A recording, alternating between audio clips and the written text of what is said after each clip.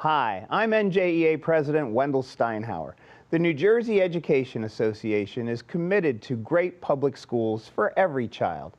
So we're proud to support Teacher Appreciation Week, a special series produced by the Caucus Educational Corporation, celebrating New Jersey's talented and dedicated teachers.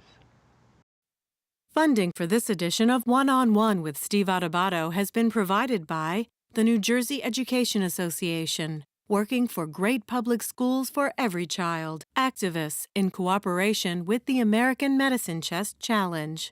Choose New Jersey. Our mission is attracting companies to the Garden State. NJIT, New Jersey Institute of Technology. Health Republic Insurance of New Jersey, Berkeley College. And by the Healthcare Foundation of New Jersey, founded by the Jewish community. Promotional support provided by the Star Ledger, powering NJ.com, and by Commerce Magazine. This is One-on-One.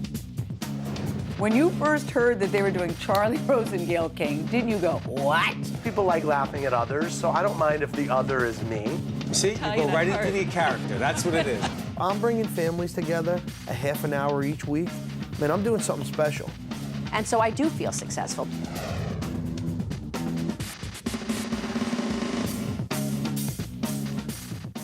We are pleased to welcome to the show Regina Andrews-Colette, a school social worker in Belmar School District in Camden County, New Jersey, not to be confused with the other Belmar in Monmouth County. Right. Describe your school district. My school district is a pre-K to 8 district with approximately 1,200 students. We have a range of ethnicities in our student, a range of learning needs, and it's a great place to be.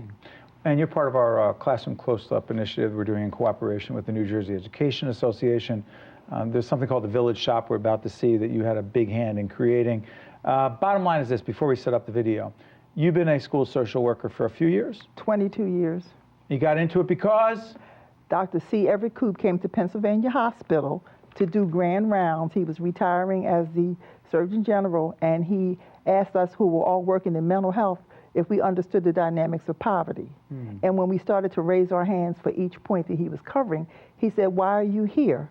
You need to be in the schools doing primary intervention. And because I worked in Philadelphia, they didn't have school social workers, but I lived in New Jersey. And I said, I think he's talking to me. So I applied for certification. I got it within 3 weeks. And lo and behold, in March, in the Courier Post, there was an opening for a school social worker. I applied. I called on Monday, I got the application Tuesday, Wednesday I carried it over, I got a call Wednesday afternoon for an interview. Thursday I interviewed, the following Friday the superintendent offered me the position. Rest is history. You're about to see, it is, we're going to talk about that just a little bit, something called the Village Shop. It's a powerful video, it's only 3 minutes, but it's going to have an impact on you. And Regina's had a big part in making this happen. She saw a need, that's all I'm going to say. She saw a need in her school district. And she responded. Some people see things and they just talk about it and they complain. Regina responded. Let's take a look.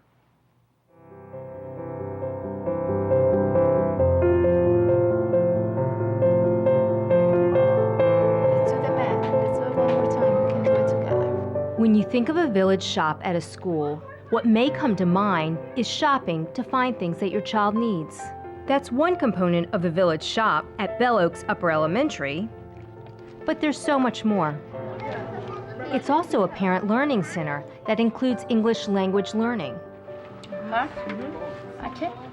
This helps parents whose English is their second language break down barriers and feel more comfortable with their children's school. Period. The Learning Center equips parents with the skills they need to help their children. Does everyone have this at home? You get it in the very beginning of the school year, right? From learning about upcoming happenings in school, to checking their child's grades, to setting up an email account. There are also seminars about raising children. Today's seminar is about recognizing signs of domestic violence in the house. We know that in a relationship, our kids, as you said, are watching us, and they are going to learn from us. We're the first and best teachers of our children. The Village Shop is an opportunity for people to come in from our various populations to get their needs met on different levels. One of the components we have, which is a really large piece for me, is the clothing center. We have some families that live over in the motel, and the little girls are size 6 and 8. Can you all find me some things for those kids? Yeah. Okay. Long sleeve or whatever, something that's going to be warm. It feels really good that we're helping all different kids, even adults, finding clothes for them because people can't afford everything, and it's just a really good feeling. Look around because there are some empty hangers that you can reuse. Right now, things are kind of tough in my family, so I was able to get a coat for my daughter, which I could not have afforded otherwise. The teachers here had seen when the parents were coming in the wintertime that they would be wearing sweaters, and they would notice as the colder months went on, they were still wearing sweaters, and that's when Miss Regina realized that there was a need in the community. So that's when this all started. She asked me to come and help, and I did. I would encourage every school district to reach out to the population they serve. Think about some needs they may have, spoken or unspoken, visible or invisible. Find a way to enrich the lives of those people who really are not maximizing their potential so that they can begin to have a dream and a goal realized.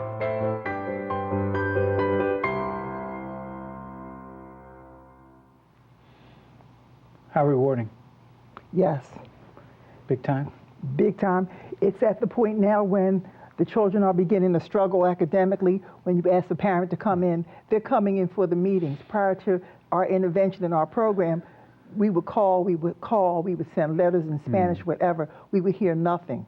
Now we have the parents coming in. We have the parents actually feeling comfortable enough to come and spend time in the classroom. Even if they're reading in Spanish to the children, they are part of the community. They're definitely feeling welcome. They're feeling not isolated anymore, feeling included. Let me ask you a question. I often think that, I know this doesn't sound very profound because I wasn't the first one who thought it, definitely not the first person to say it. We're so much a product of what we come from and where we come from. You came from South Philly. Yes, I did. Your mom said something to you growing up in terms of what she thought your future might be or might not be. Do you remember it? Oh, yeah. What'd she say to you? My mother said to me that I probably wouldn't live to be 21 years old. Even though I went through Catholic high school, I played cello, I had goals. I thought I had goals, but when my mother said, oh, you're not going to be anything, probably a reflection of what she felt about herself. I actually did not believe that I was going to be anything until I had my 22nd birthday. And then I said, you know what, I'm still alive. She doesn't know everything because your primary influence is your parent. And if you continue to hear things, then you can become that self-fulfilling prophecy of not having a goal. But then after that, my bulb blew up and I said, wow, I've always helped people. I've always been that kind of person that was always involved doing something with someone. I said, I'm going to become a social worker. One of my friends had a grandparent who was the first garbage lady I had ever seen. She would walk around with a shopping cart. And I said, why does your grandmom do that? She said, I don't know. So we went to the state hospital to see her grandmom. There was a whole ward full of people. And I said, there's got to be some explanation of how this happened. So in that back of my mind, I knew that this was something I wanted to explore. So once I turned 22 and I realized that my mother didn't know everything, this was time for me to build my life, I knew that I was going to become a psychiatric social worker. And that's what I did. I've got an associate's in mental health and a bachelor's and a master's in social work. Finally, how rewarding is your work? I love my work. I love my job. I do not consider my employment anything other than just the love of my life. It's a dream. I have many populations that I serve, difficult parents who maybe some of the administrators can't get along with. They come to me because I know how to reach out to them. Coming from South Philly, you can get a lot of skills. Yeah, I agree. And we're proud to have you with us, and we're very proud of the work you do. Regina, thank you very much. Thank you. Congratulations. Thank you. You're good. You going to come down South Philly? If I can find my way, I will. You want to come down to Belmar? Why don't you come to Belmar one time? The real Belmar, yours. Come on down. You got a deal. Okay. All right. Would you come down? You're scaring me. You know I'm going to do it. Yes, you got a deal. I'm going to do it. Did you all hear that? All right, she's got me on camera saying, I'm going to do it. I said yes. Okay. Can I say goodbye to the camera? Say goodbye to the camera. We'll be back after this. I got to work out a deal right now to go to Belmar down in Camden County. I'll be right back. If you would like more information on this program, or if you'd like to express an opinion, email us at info@caucusnj.org. Visit us online at oneonone.org. Find us on Facebook at facebook.com/Steve Adubato, PhD, and follow us on Twitter at Steve Adubato. Hi, I'm Steve Adubato. We are here in Atlantic City at the 2013 New Jersey Education Association Convention. I've been coming here since 1905. Got a chance not just to celebrate the 20th anniversary of a great series called Classroom Close-Up, but also talk to some of the leaders at the NJEA. And we have Steve Wollmer, a good friend, the Director of Communications. Steve, good to see you, buddy. Good morning. Good to see you. It's a big event, isn't it? It's fabulous. Yeah. Why? Well, for one thing, it's been going on for about 150 years. It's the largest event of its kind in the world for professional development for educators. No country, no less no state, does anything like this. And over the course of 2 days, we get tens of thousands of people coming through here. It's a big event. Talk about this, because we'll talk about the 2014, if you will, agenda, some of the key items before the legislature, state government that the NJEA is concerned about in terms of education. But let's talk about this, perception. If you were to deal with perception issue, which is part of your business? Sure. Biggest misconception on the part of some as it relates to the NJEA would be? Probably that people think we put the interests of our members ahead of the interests of students, which is really unfair. For one thing, of course we represent teachers and school employees, but if you create an environment where teachers and other school employees feel comfortable and are able to do their work with adequate supports and adequate budgets, that flows right through the classroom. I mean, it's synergy. And so representing teachers and school employees inherently means you care about what happens in the classroom and what happens to kids. So we're very much involved in a lot of activities with respect to enhancing education. We're working in urban districts as well. We have 12 priority schools, which are really a high priority for us. Schools that are in very, very troubled locales with respect to socioeconomic status. And we're really working closely with parents, teachers, administrators, school board members in teams. So we're very, very dedicated to the whole enterprise. As we move into 2014, it is clear that New Jersey will continue to have, let's just say, split government. There'll continue to be a Republican governor and Chris Christie, and the Democrats will control both houses of the legislature, the Senate and the Assembly, and the NJEA was very much a part of that effort in both houses. What do you think that means, Steve, in terms of the NJEA's educational agenda, the split houses? Well, I can tell you, Steve, we're going to be much more aggressive in a positive way, framing from our perspective and the perspective of professional educators what needs to be done to move our schools forward. Everybody thinks they've got good ideas. Some of them are good ideas. Some of them have no research behind them. We do a lot of homework when we come out with them. We essentially work hand in hand with the administration on the new tenure law. The Christie administration. Yes, and that was very successful. That's an example of collaboration with a lot of stakeholders, not just the administration. Give us an example of an issue that's going to come up in 2014 where you know there's going to be, I'm going to use this term, a spirited public debate about and discussion. Evaluation. We have a new evaluation system which is part and parcel of the new tenure law. And there's deep teacher evaluation? Yes, teacher evaluation, and there's deep concern that it's over-reliant on test scores when the research says you should not base teacher evaluations on test scores at all, and it's about 30% of a lot of teachers' evaluations, and making sure that we don't misevaluate people using data that doesn't work. We will be right in the middle of that. That's going to be a very big discussion. Teachers are very concerned about that. They're more than willing to be evaluated, but they want to be evaluated on true measures of their effectiveness. So that's going to be a big story this year. What do you say? Because we've also interviewed Education Commissioner Chris Cerf on this, and he says, look, I understand the argument of the New Jersey Education Association, but why would we separate teachers out in terms of evaluation? Why would they be different than anyone else? And they're not. Say? They're not. I mean, as I said, you're not against evaluating. Absolutely. It's the methodology. Absolutely. Teachers welcome evaluation. Evaluations conducted properly are basically to help you identify how to be the best teacher you can be. If there's anything that you're doing that needs improvement, that's the place you find it out. But what it shouldn't be is a gotcha exercise or Why would you say gotcha? Like, what's the gotcha? Well, because in the real world, sometimes non-objective criteria come into play in evaluations. There may be a personal issue between an administrator and a teacher. That shouldn't get played out in an evaluation. Evaluation should be a pure measure of how good a job you're doing in the classroom. That's really the whole focus. And question for parents, many of the parents watching us on public broadcasting and on Files, why should they even be concerned about this? Is this an issue just about teachers and administrators and students?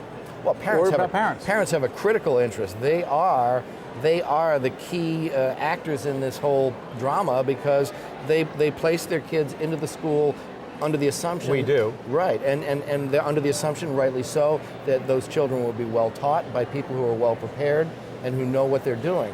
And so the evaluation is meant to make sure that the right people are doing the job in our classrooms. That's what it's about. So parents have a key role in this. They're key stakeholders. Before I let you go, give me one other issue that you know is going to be important as we move into 2014. An important educational issue that all of us need to be concerned about, that you know that the NJEA will be engaged in discussing. Yeah, it's a constant, and it's funding. Unfortunately, money? Yes, the schools right now are underfunded more than people realize. Back in 2010, the governor and the legislature cut about $1.3 billion. And that resulted in immediate layoffs of thousands of people, program cuts, you name it, large class sizes. Excuse me, Steve, the governor has argued that there's more funding for public education than ever before. Right, and he's counting things like pension payments, bonded indebtedness, money that never goes into the classroom, Steve. When you look at the money that goes into the classroom, it's almost identical to the dollar what it was in 2010. It's been flat funding. Meanwhile, we have a formula that the courts have said is the way we fund our schools that shows we're $5 billion behind over 4 years. So not all is as it appears. And you don't have to believe me. Go into any classroom, look at the state of the building because maintenance got deferred, talk to people about how many supplies they have, what their technology is like. It's been trimmed to the bone. Any superintendent will tell you that. And the implications, again, if you're correct in that argument, the implication again for students and families, you say is? Well, the implication is this state has the ability to cover the cost of its educational system, but unfortunately we're over-reliant on the property tax. Do you think we should increase the income tax to do this, Steve? Absolutely. You say yes. The income, well, on millionaires, absolutely, because only on millionaires. Well, that's a good start. That's about $600 to $700 million, which would go a long way toward property tax relief. Doesn't solve the whole problem. No, but it's a good first step. But you say yes to that. Absolutely. You say if we don't do that. Well, if we don't do that, we're stuck in the same old where we have an over-reliance on the property tax. Property taxes are up 19% since Governor Christie came into office. But you would agree that they have slowed down from the accelerated property tax hikes from before, no? Actually, in the last 3 years, the Corzine administration, which the governor talked about a lot, they went up at a lot slower rate, mainly because the governor killed the rebates. It's net property taxes. It's money it costs you. So 19% versus about 8% under Corzine. Okay, beyond the numbers, you say have to have a millionaire's tax. That would be an important first step. Steve, that tax was in place when the governor took office, and he refused to reinstate it. It did sunset. We all know that. Yeah. But we asked for reinstatement at a time when revenues were plunging, and he chose not to do that, and instead, thousands of teachers got laid off and programs were cut. Those are his priorities. Prediction, 2014, an interesting year in the State House as it relates to educational issues? Always. You say yes? I say yes. And you guys will be in the middle of it? Where else? Thank you, Steve Wollmer. Thanks. From the NJEA convention, 2013. Been going on for how long? About 150 years. Yeah. Only Sandy could stop us last year. That's right. Good stuff. Steve Adubato here in Atlantic City, the 2013 NJEA convention, talking to Wollmer over here. You know, he's never at a loss, so he has something important to say about education. We'll be right back right after this. If you would like more information on this program, or if you'd like to express an opinion, email us at info@caucusnj.org. Visit us online at oneonone.org. Find us on Facebook at facebook.com/Steve Adubato, PhD, and follow us on Twitter at Steve Adubato. I want to introduce the president of the NJEA, Wendell Steinhauer. Wendell, put in context the 20th anniversary of Classroom Close-Up. 11 Emmys. That's the other reason we're celebrating. A great television series. You know it well. Talk about it. Well, I was the host of Classroom Close-Up for the last 4 years. It's a great time. It's great to go out into the schools and see all the great things that are happening. It doesn't always make the news sometimes, so we go in and we look at things that you don't see every day. And it's, you know, there's a lot of things, tear-jerking things, exciting things. It's showcasing public schools at its best. It's interesting. You're coming in as the president. Talk about the top agenda items from your perspective. Well, we just went through the top agenda item, which was the election. Okay, Yeah. we're doing this right after the 2013 election. Pretty interesting. Okay, you got a split government. Governor Christie, Republican, 2 houses of the legislature, Democratic. What do you see in 2014 in terms of top agenda items for the NJEA in 14? Okay, well, we're actually looking to put together some things on a teacher preparation program that I'm starting to get a coalition together with to put the best practices of what teacher preparation is, working with colleges and the NJEA, and I actually just sent out a letter to get a lot of other stakeholders, education stakeholders involved. So pretty excited about that. Break that down. What does that really mean? The groups for the average citizen, they say you're getting together stakeholders. What does that mean? School Boards Association, principals and supervisors, superintendents, PTA, NJEA, I'm leaving somebody out, business administrators. But you're bringing a lot of partners to do what? To accomplish what? Well, to make sure that we have, first of all, to bring the experts in the room. That's the key. The people that actually do the work should be the ones that are telling you what works best. So that's the first part of it. The other thing is that if we get everybody working together, and that is the key in no matter what you do, the collaboration is what's going to get the job done, not this taking positions and digging in and who's going to win. You're saying you sense in 2014 more of a spirit of collaboration? Absolutely. Why?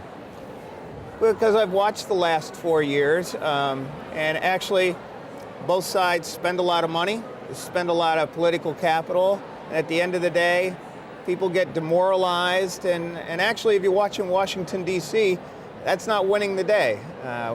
We can't shut down anything here. But the NJEA still has very strong feelings about certain issues. We talked about teacher evaluation. Why is that such a strong issue for your organization? I think right now teacher evaluation it's you know, teachers have been evaluated since the beginning of time. That's not the problem. Teachers have had standards that we work with. It's just the onslaught of everything coming at once, you know, the SGOs, the new evaluation system. I have a feeling jargon's going to come, acronyms. SG, what is it?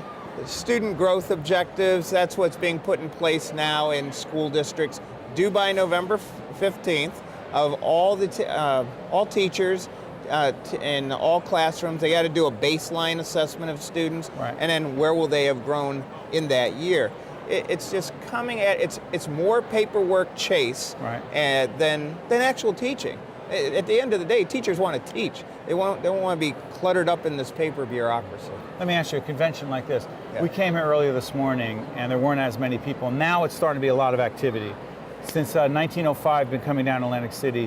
What, for people who don't know what goes on here, how much goes on and why is it so important?